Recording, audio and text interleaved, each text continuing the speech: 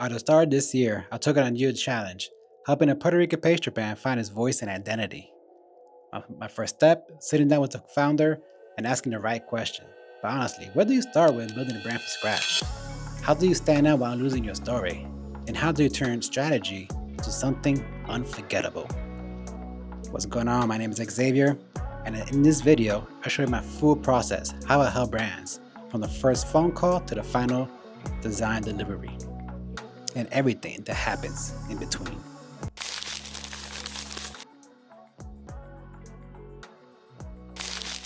When I first got his email for his client, I was honestly very excited. There's always something special about helping a brand find its voice, especially into a business that's tied to my culture and my traditions, because we were both fellow Puerto Ricans. Now, just because we come with the same background doesn't mean it was either earn our trust. And I still had to figure out why her pastries stand out from the sea of competition. Now, before I design anything, I had to kick things off with the first client meeting. This isn't about logos or colors, well, not yet at least. It's about getting to know the business and people behind it. You really understand what the client is really hoping to achieve. Now, I actually have a video breaking down the questions that I use on our first client meeting. You'll go ahead and down in the description below, just go ahead and grab that free resource, or you want to take a deeper dive of it, just watch the video and then grab the free resource. And when you're down there, give me a like and a comment. Right, now back to the video. The big idea, the first client meeting sets the tones for everything that follows.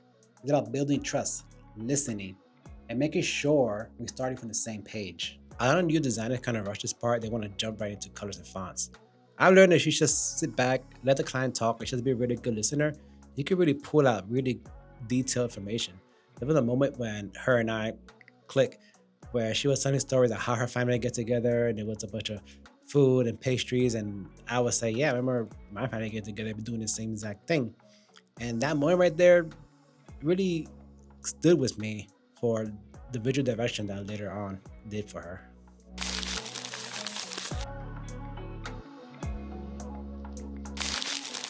Once I have the first meeting and have a basic understanding of the client's business, it's time to start the strategy session. All right, come in a little closer. This is honestly the most important step, and I think most people out there skip this. And the goal here is simple. We're not simply designing a logo, but we're building a foundation for the whole brand. So in this session, I sit down with my client and we collaborate. We go deep. We develop brand attributes. We develop the mission statement. We make customer profiles, and we figure out how do we reach those ideal customers. We develop messaging and we talk about positioning. We go through all this because it's the basic fundamentals to develop the brand. During the strategy session, I asked her what her ideal client could look like, not just demographic, but personality speaking. She paused and took a second, and she said she wants them to feel like family. She wants them to feel excited for opening a package of pastry that she should do for them. You know, it took a second, and that image kind of stuck with me and helped me with our design choices later on during the process. Okay, if you're new to all this and this whole brand strategy seems a little bit confusing, just start simple when you're working with your clients. Ask them what their values, ask them where their goals are, ask them who this brand really is for. This step will make every design decision a lot more easier. By the end of the strategy session, I have a really clear roadmap of every decision we're going to make through this whole brand process. And honestly, all the heavy lifting for the identity happens here, because once that strategy is in place, the visuals almost design themselves. And once the strategy is clear, it's time to start exploring what the brand should feel like, visually speaking.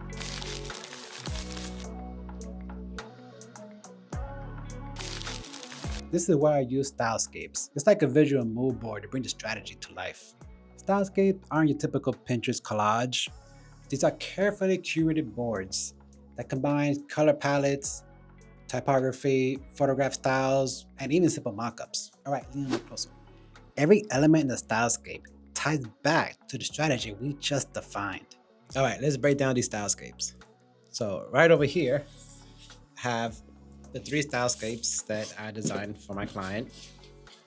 I think this will be a little hard to see, but with a little bit of editing, and I put it on. I put it on the bigger screen. So the first one that I showed her was this one right here. Surprisingly, this one got rejected really quick. I thought she might actually go for this one.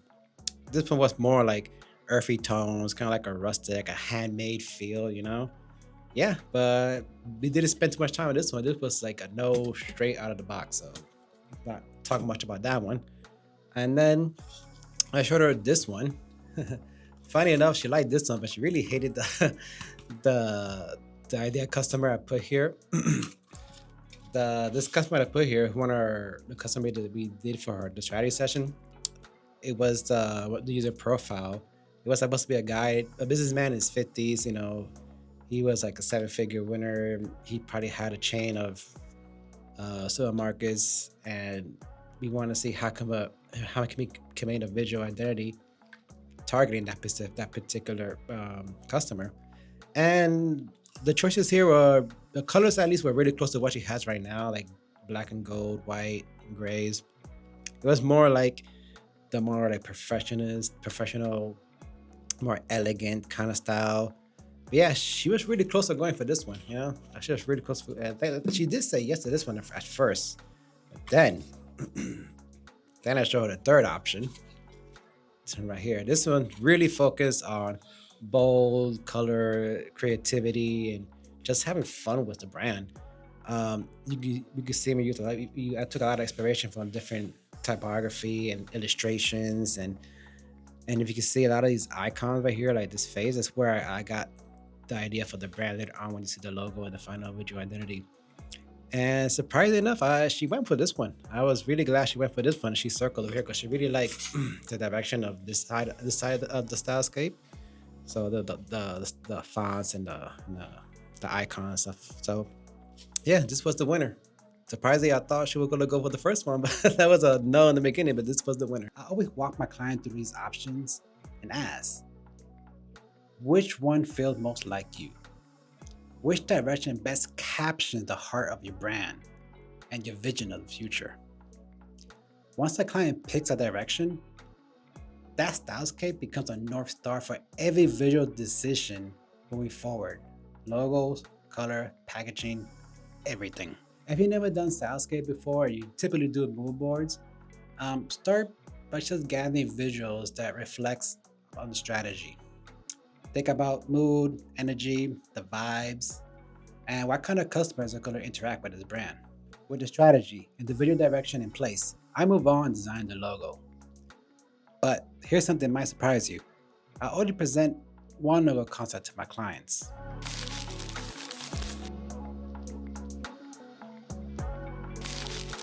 Here's why. Because all the heavy lifting has been done up front with the strategy, clarifying the client's personality, audience, visual style. I know exactly what the brand needs to communicate. Instead of confusing my client with a bunch of options, I'll focus on one well-crafted, thoughtful solution that ties everything together. For this pastry brand, I pulled directly from the stylescape and the strategy. I spent time refining details, testing different versions, making sure every element told the brand story. By the time I share this concept, I could show why this works, how the logo's color, shape, style connects back to the strategy we built together. This approach, it keeps things simple, focused, and collaborative. My client isn't picking some random idea.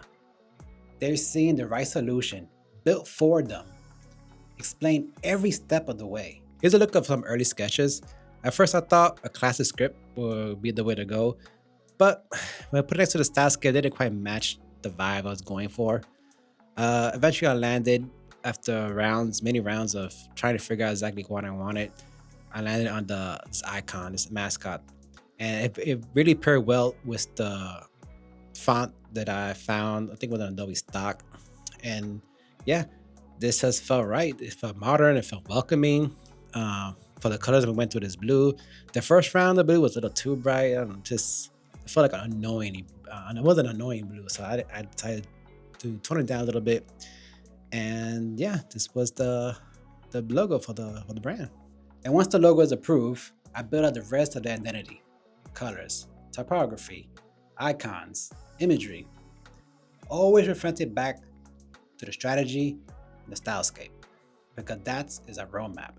With the logo and the full brand identity ready, it's time for my favorite part: sharing the final system with my client.